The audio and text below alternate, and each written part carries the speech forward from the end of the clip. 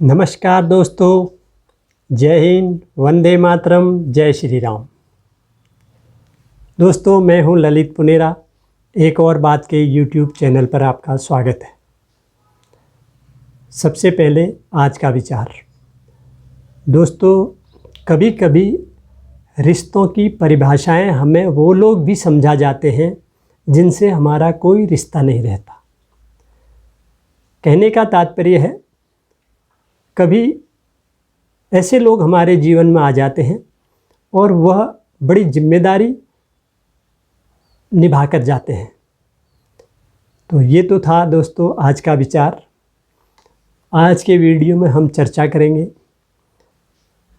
National crime record bureau NCRB, जहाँ पर भारतवर्ष में होने वाले सभी अपराधों का संग्रह होता है। भारतवर्ष में होने वाले सभी अपराधों को वहाँ पर सूचीबद्ध किया जाता है, हर श्रेणी के अपराधों को, और वहाँ पर एक पुख्ता रिकॉर्ड वहाँ पर रहते हैं। और उसी NCRB के अभिलेखों के अनुसार पिछले 3 वर्षों में, वर्ष 2019, 2020 और 2021 तक पूरे भारतवर्ष से लगभग 13,30,000 के आसपास महिलाएं और 18 वर्ष की कम उम्र की लड़कियां की गुमशुदगी दर्ज हुई है। उनमें से कुछ काफ़ी मात्रा में पुलिस ने बरामद कर ली होंगी, और महिलाओं के मामले में पुलिस काफ़ी सक्रिय रहती है और परिजनों का दबाव भी रहता है और पुलिस की जिम्मेदारी भी रहती है। तो तीव्र गति से काम करती है और बड़ी व्यापक पैमाने पर ढूंढ खोज करती है और काफ़ी लोगों को वापस ले आती है सकुशल, और उनके परिजनों को सुपुर्द कर देते हैं। लेकिन उनमें से भी काफ़ी लोगों का पता ही नहीं लग पाता। सबसे ज़्यादा मामले मध्य प्रदेश, उसके बाद पश्चिम बंगाल, महाराष्ट्र, उड़ीसा और छत्तीसगढ़ से संबंधित हैं। ज़्यादातर गुमशुदगियाँ इन्हीं राज्यों से होती हैं। वैसे तो पूरे भारतवर्ष में सभी राज्यों से होती हैं, लेकिन ज़्यादा पैमाने पर, ज़्यादा मात्रा में, ज़्यादा संख्या में यहीं से गुमशुदगी हो रही है। अब जिन को हम पुलिस ने बरामद कर लिया या खोज लिया, उनके परिजनों को सुपुर्द कर दिया, ये बड़ी अच्छी बात है। अब प्रश्न ये उठता है कि जो नहीं मिले उनका क्या होता होगा, उनके साथ क्या होता होगा। कहीं ऐसा तो नहीं उन्हें धर्मांतरण करने वाले गिरोहों ने अपहरण कर लिया हो, या जबरन वेश्यावृत्ति कराने वालों के चंगुल में हो, ह्यूमन ट्रैफिकिंग वालों के चंगुल में ऐसे भी रैकेट्स हैं हमारे देश में, प्रदेश में। आए दिन इन रैकेटों का भंडाफोड़ पुलिस द्वारा किया जाता है, या यह मानव अंगों की तस्करी करने वाले गिरोहों के हाथ चढ़ जाती हैं। कुछ भी हो सकता है इनके साथ।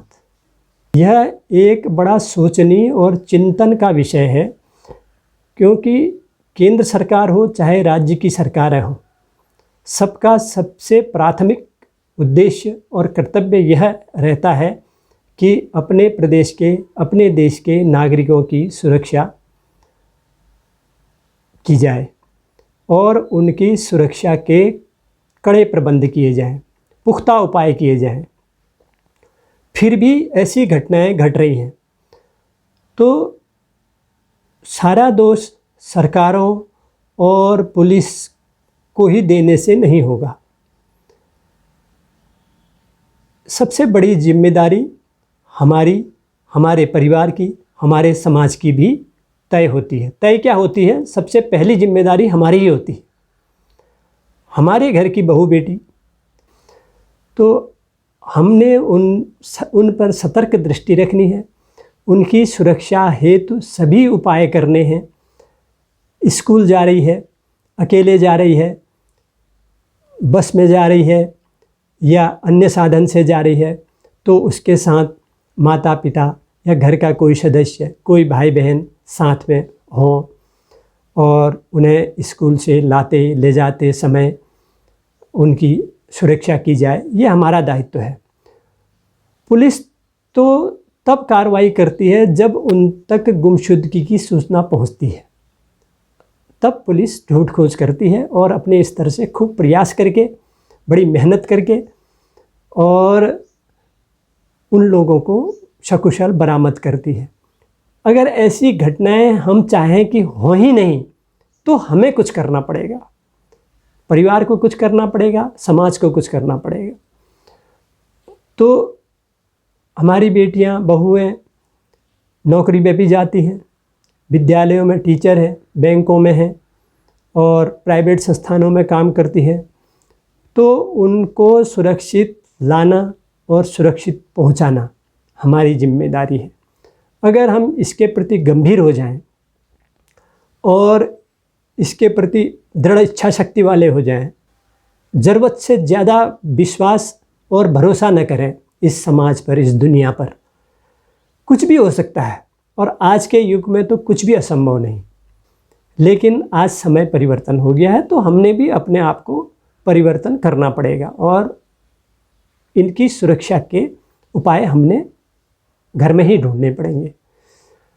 जैसे सीधी सी भाषा में मैं आपको समझा देता हूँ। जैसे हम अपने बगीचे में कोई पौधा लगाते हैं, फलदार वृक्ष लगाते हैं, तो उसकी सिंचाई, निराई, गुड़ाई और कोई कीट पतंग उसको नुकसान न पहुंचाए, समय समय पर दवाइयों का छिड़काव आदि करते हैं। और कोई अनावश्यक या अनचाहा पौधा हमारे बगीचे में लग जाता है जिससे और पौधों को नुकसान हो रहा है, तो उसे हम समूल नष्ट भी करते हैं, जड़ से उखाड़ के दूर कर देते हैं। तो यही बात यहाँ भी लागू होती है।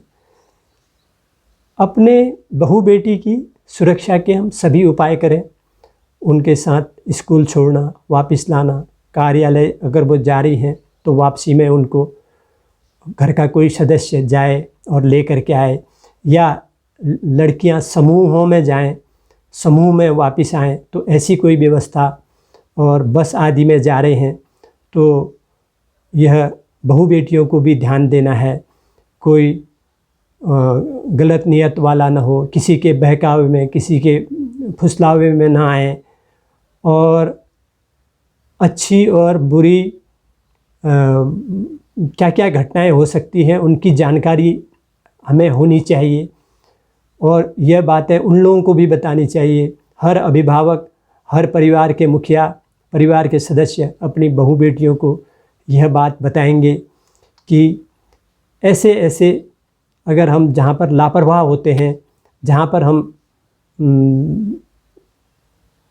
बेपरवाह हो जाते हैं, वहीं पर हमारे साथ घटनाएं होती हैं। तो इसलिए कभी भी घर से बाहर निकलें, सतर्क रहेंगे और हमेशा ज़्यादा से ज़्यादा ग्रुप में जाने का प्रयास करेंगे, और अकेले ऑटो में या अकेले किसी बस में या अकेले किसी प्राइवेट कार में लिफ्ट न लें, और किसी पर, अपरिचित पर कभी विश्वास न करें, और इतना अति विश्वास न करें कि आपके साथ कोई दुर्घटना हो जाए, कोई अप्रिय घटना घट जाए। तो ज़्यादा यात्रा के दौरान किसी से ज़्यादा मेल जोल करने की आवश्यकता नहीं है। किसी का दिया हुआ चाय, बिस्किट, कोई भी खाने योग्य चीज़ ग्रहण न करें। और इसके साथ साथ अपने चारों ओर सतर्क दृष्टि रखें, कोई हमारा पीछा तो नहीं कर रहा है। तो अगर ऐसी बात है, महिला हेल्पलाइन का नंबर है और पुलिस का हेल्पलाइन नंबर है, ये नंबर आपके पास होने चाहिए। और अगर आपको ऐसा संदिग्ध कोई प्रतीत होता है या आपको कोई अप्रिय घटना घटने की आशंका दिखती है, महसूस होती है, तो आप इन हेल्पलाइन नंबरों पर डायल कीजिए, तो आपके साथ बड़ी घटना होने से बच जाएगी। पता तो आप सभी लोगों को है, लेकिन हम लोग अमल नहीं करते उस पर। इसलिए हमारे परिवार का, हमारे परिजनों का, सबका दायित्व है अपने घर की बहू बेटी की रक्षा करना, उसके रक्षार्थ सभी उपायों का प्रयोग करना, ताकि उनकी सुरक्षा की जा सके। और इतनी बड़ी मात्रा में, इतनी बड़ी संख्या में हमारी बहू बेटियों के गुम होने की घटनाएं न घटित हों और उनके साथ कोई अप्रिय बात, कोई अनहोनी न हो पाए। तो मेरा वीडियो बनाने का मकसद, उद्देश्य या सार यही है कि सब कुछ शासन, प्रशासन, सरकार और पुलिस पे मत छोड़िए, कुछ हमें भी करना चाहिए और जितना हम कर सकते हैं उतना हमें करना चाहिए। अगर उसके बाद भी घटना अगर घट जाती है तो दुर्भाग्य कहा जा सकता है उसे, लेकिन हम जितना रोक सकते हैं उतने प्रयास हमने करने चाहिए। इस संबंध में स्थानीय पुलिस प्रशासन, स्थानीय शासन और प्रदेश स्तर पर, देश स्तर पर सरकारों द्वारा भी एक जागरूकता अभियान बड़े पैमाने पर, व्यापक पैमाने पर चलाना चाहिए। और न्यूज़ चैनलों के माध्यम से, टीवी एडवर्टाइज के माध्यम से, समाचार पत्रों के माध्यम से, और जब भी जनता सम्मेलन, जनता दरबार, स्थानीय अधिकारी और पुलिस प्रशासन कभी भी आयोजित करते हैं, तो इस संबंध में अभिभावकों को और आम नागरिकों को इस संबंध में जागरूक करने की बड़ी आवश्यकता है। अगर अभिभावक जागरूक हो जाएंगे और माता पिता जागरूक हो जाएंगे, समाज जागरूक हो जाएगा, तो ये घटनाएं दोबारा नहीं घटेंगी। बहुत कमी आ जाएगी इनमें, लगभग नगण्यता आ जाएगी, शून्य हो जाएगी ये गुमशुदगी, और हमारी बहू बेटियां सुरक्षित हो जाएंगी। आज की वीडियो में दोस्तों इतना ही। अगले अंक में मिलेंगे एक और बात के साथ। तब तक के लिए नमस्कार, जय हिंद, वंदे मातरम, जय श्री राम। दोस्तों वीडियो को देखिए, लाइक कीजिए, शेयर कीजिए और कमेंट्स कीजिए। चैनल को सब्सक्राइब ज़रूर कीजिए। नमस्कार।